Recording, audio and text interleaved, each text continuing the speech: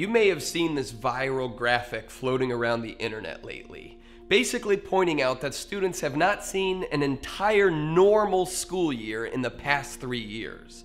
Essentially, my son was forced into distance learning by COVID in March of his kindergarten year, dealt with all that school was in his first grade year, and now he's in second grade and still wearing a mask and social distancing and living by constantly changing protocols, and he's quarantining, experiencing a new normal.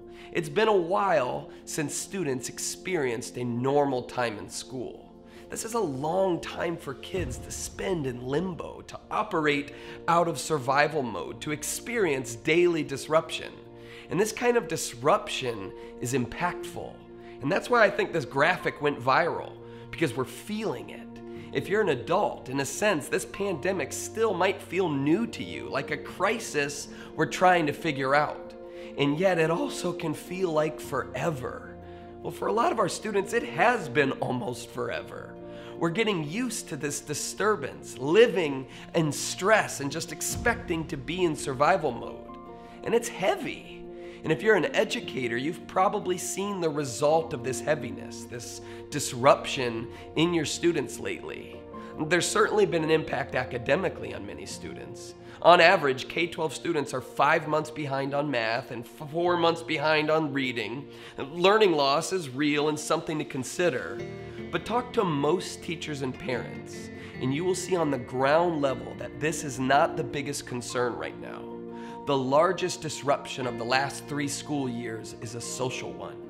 From isolation at home to spread out lunchrooms, uneven schedules, canceled sports, divided recesses, COVID is impacting social development and is potentially stunting student development. Just read the responses to many teachers who responded to my posting of this graphic on my Facebook page. You will see example after example of teachers sharing how students are struggling to connect with one another in the classroom. This lack of social interaction is affecting engagement, and this is going to have a long-term impact if we don't act.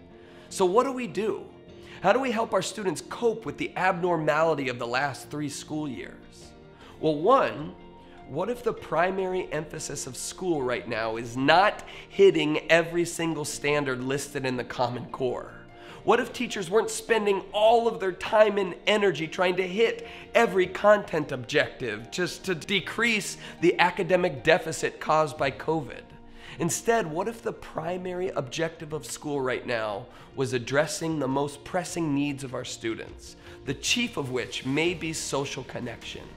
The classroom needs to be a place where students are working together, finding community, learning how to talk to one another, build relationships, solve problems, experience healthy conflict, express creativity, and connect with others. I mean, academics still belong, but what if they weren't the center of our focus? The center of testing, the center of teacher evaluations, the center of our stress and anxiety right now?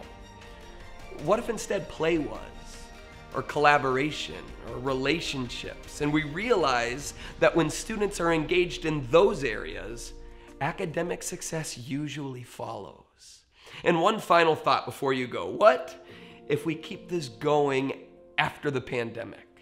Because caring for the whole child and their social development is what students need right now during the disruption, but it's what they need the rest of the time as well. This cannot be a tired line. This moment we are in can serve as a catalyst for change and growth. So teachers, how can you orient class and curriculum to meet your students' social and emotional needs? Administrators, how can you give teachers the trust and the support to do so? And parents, if you're watching, how can you advocate and support for this as well? Because here's a reality. This disruption that we are in is hard, but it's almost always disruption that leads to evolution. And I think we'd all agree that the education system could use a little evolution. I'm Trevor Muir, and thank you so much for being a part of this discussion.